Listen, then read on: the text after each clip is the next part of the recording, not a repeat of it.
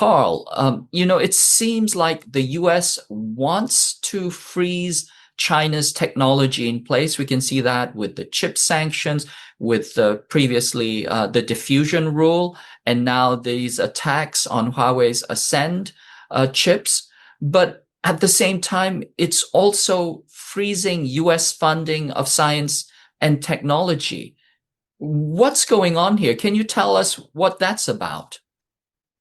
Well, I like to say Donald Trump is my president for accelerationism because he's doing everything to make sure China will stay winning. And one of the, people, I'm old enough to remember people tell me one of the big advantage United States have versus China is the ability of United States to attract talent from all over the globe. They're really talking about the ability of US to brain drain from the rest of the world because US can offer a higher quality of living. And for decades that has been true. I know this personally because my dad came to United States as a PhD student in 1985. And when I visited my dad in 1990 in the lab of the University of Illinois, I look around the research lab. It's all Chinese grad students working there. And for decades, the US research institutions has depended on the labors of Chinese, Indian, Iranian, Russian grad students. And this hasn't changed till today. This is not saying to say native born Americans are dumber. What happened is a system incentivized smart people, the smart native born Americans, to go into more lucrative fields like finance, like Wall Street. So all the smart ones already went to make money in the Wall Street. It's the foreigners, the immigrants, they have to grind away in the labs. That has been the system for the United for the longest time. But the arrogance of people with that kind of America supremacist mindset thinks everybody is fungible. Everybody just a cog in the wheel that can replace. They think, okay, no problem if we don't have Chinese, we'll replace them with Indians or whatever.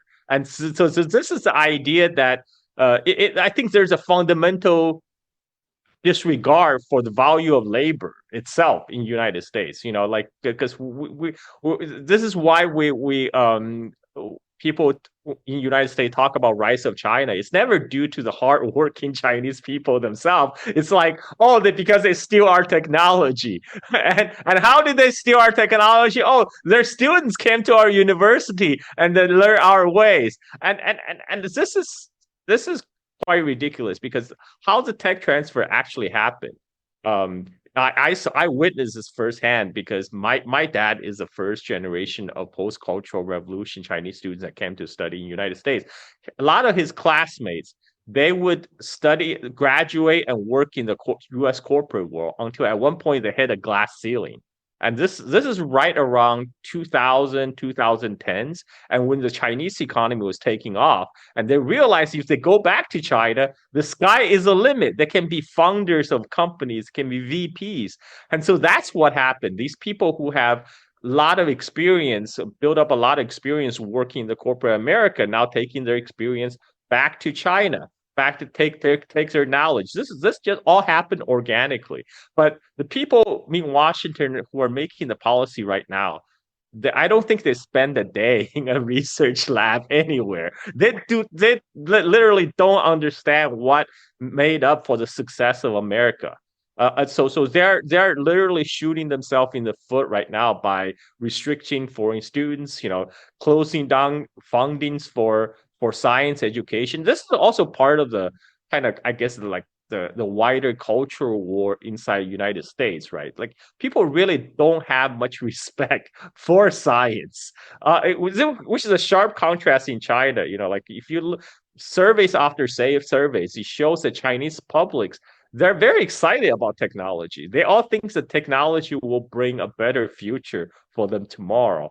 And this is a sharp contrast to the attitude in the Western world. But I'm not saying this is um the Western world have a as the wrong attitude. But in many ways, I think their attitude is justified because the Western governments have for decades been using technology to do really screwed up things against their own citizens, like mass surveillance. We all know about that, and we already talk about AI, how U.S. big tech is tightly embedded with the defense industry. So, I mean, people are right to be wary of U.S. government investment in technology. But whereas in China, people in China have a very quite different experience with technologies. Throughout their lives, they saw technology improve their life tremendously, and this is why they're very optimistic about the technological applications. This is why also people in China are flabbergasted to see what Trump administration is doing to the science foundation of America, because they all thought that's what made America great. And well, anyway, Trump is still making China great. Like there's a Chinese internet meme saying Trump is a great builder of nation, except the nation is China. And I think that meme is playing out in real life right now. Yes, he's also being referred to as Comrade Trump, if I'm not mistaken. Uh, but I want to come back to your point about the devalorization of science and technology in the United States.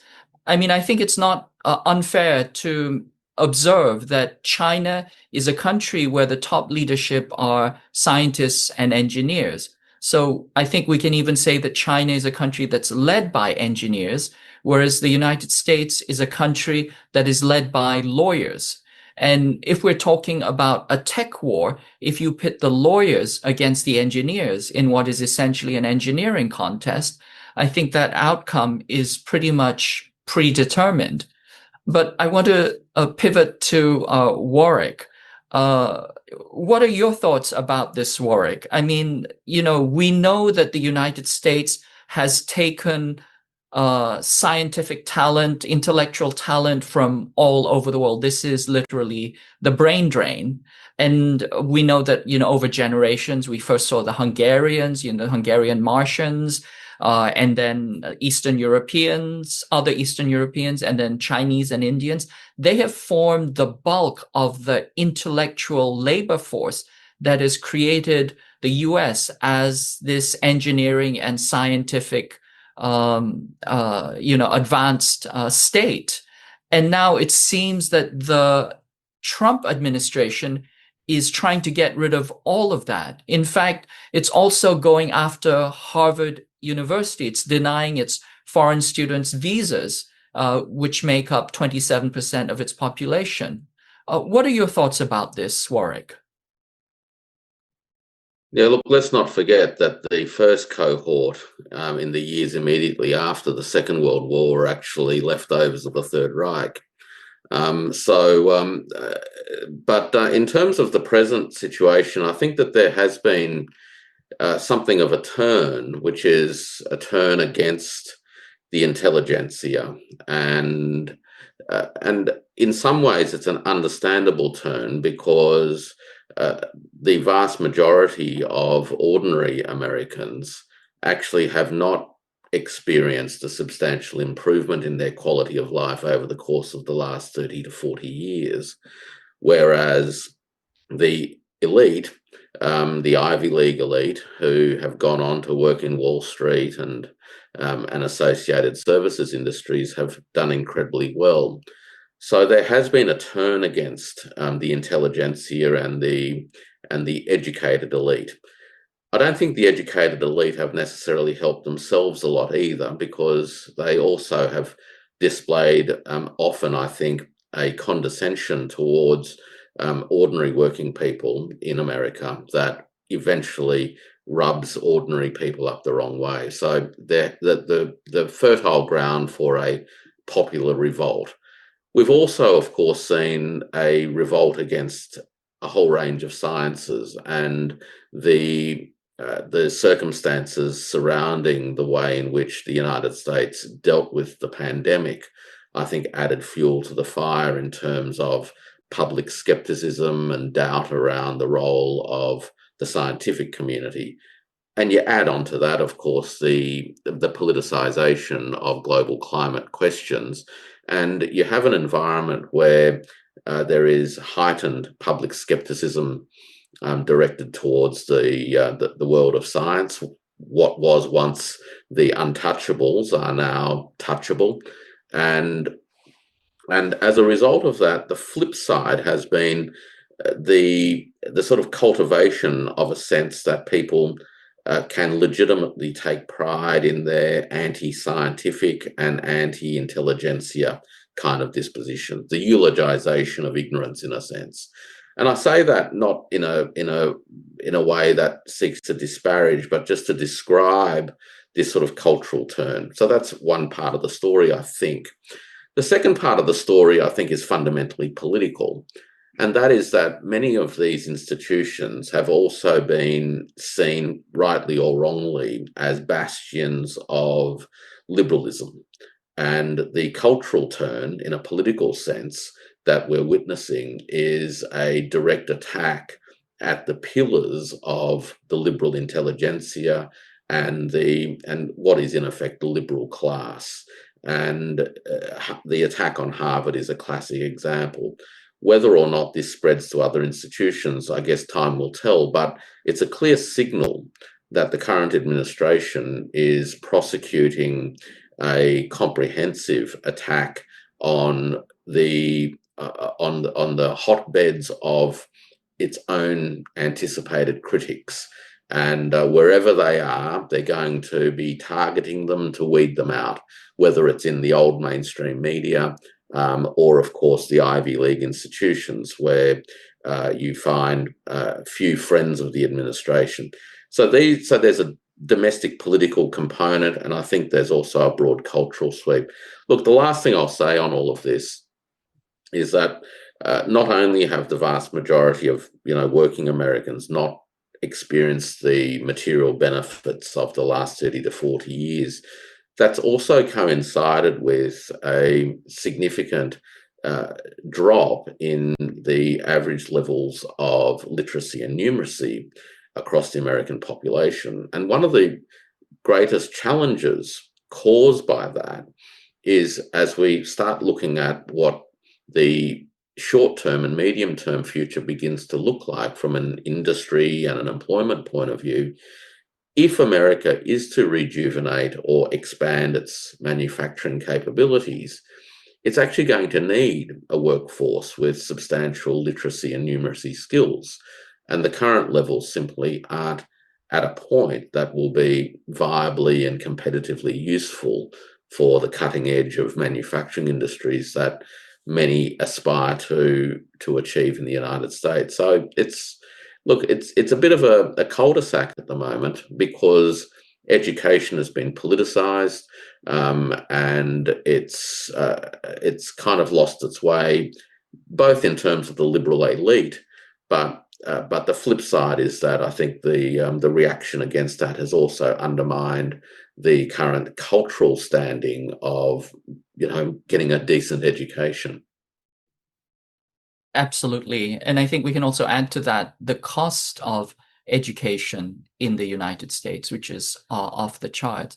But I want to touch back on your idea that, the intelligentsia are bred in the Ivy Leagues and the top institutions. To a certain extent, they are finishing schools for the ruling class, for the potentates and their quislings. And we also know that when we think of the liberal arts are actually derived from, what the British used to refer to as classics, which is to say the markers of education that confer class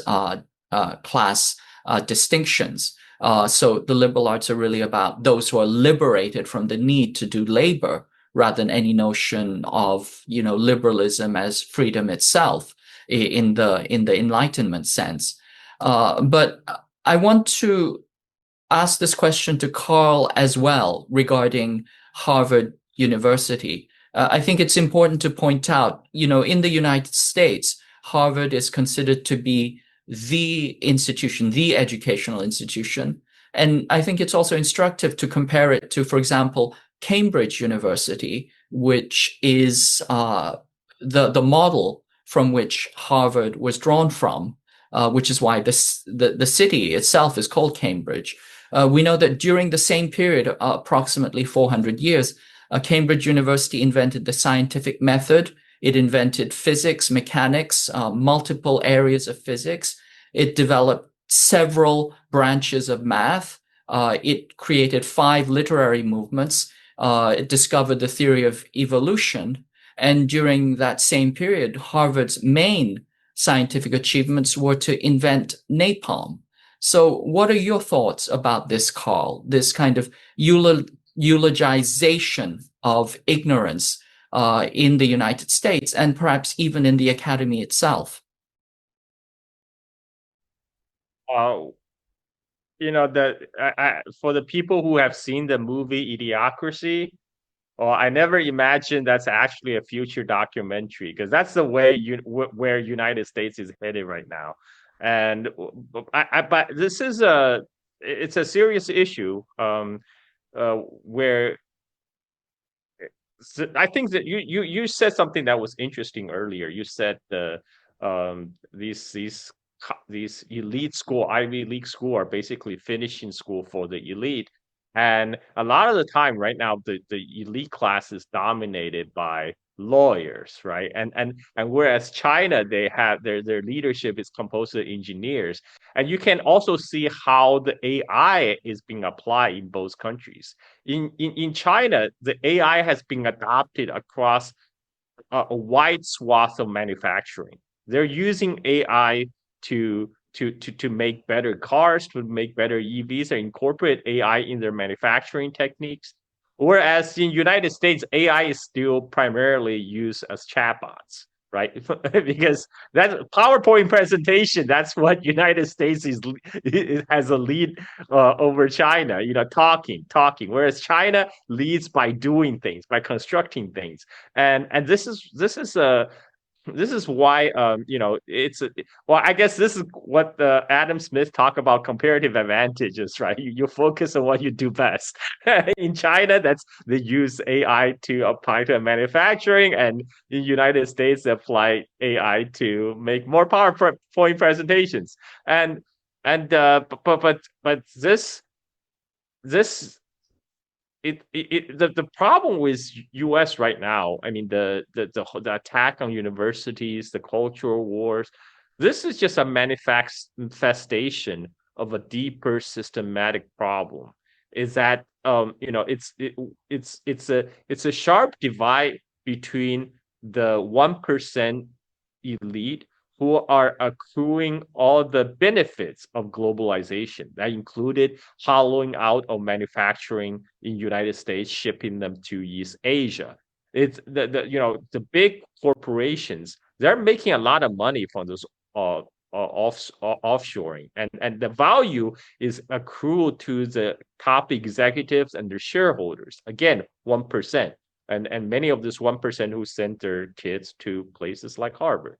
And whereas vast majority of Americans are being left behind. Joe Sixpack in Michigan, they saw their factory getting shipped overseas, and they don't have chance to go to Harvard, and they're the ones who are not deriving the bulk line share of the benefit of the much talk about globalization. Instead, they see their quality of life has deteriorated. The only thing they can, as compensation, is that now they can have access to cheaper consumer goods in Walmart, and they have access to cheap credits. But this system is not sustainable, and this is why I think what we're seeing right now is kind of I remember there's a Chinese professor of international studies, Zhang Weiwei from Fudan University. He actually said Trump has identified all the problems that present in the U.S. society, but all the solutions that he provided to these problems only makes the matter much worse. And I think that's what's going on right now. I think you're right, Carl. And I think what's interesting is that, for example, Scott Bessent has said that China has to change. But ultimately, I think it's pretty obvious that it's the United States that has to change. and certainly probably more in the direction of China than in anywhere else. But coming to Dr. Powell for the last question, we know that the United States has deindustrialized over 50 years. Not only has it deindustrialized, but it is actually de-skilled. And these are systemic structural shifts that you see inside of monopoly capital, the transition to financialization. So we can say that China builds, and not only does the US bomb, but it simply financializes. China educates, and the US miseducates or uneducates. So these, as Carl has pointed out, are systemic and structural trends. And at the same time, the US is still thinking that it can take the battle to China and that it can prevail. And certainly in the financial domain, it is creating what are virtual particles of value that actually exist but don't have any real tangible existence.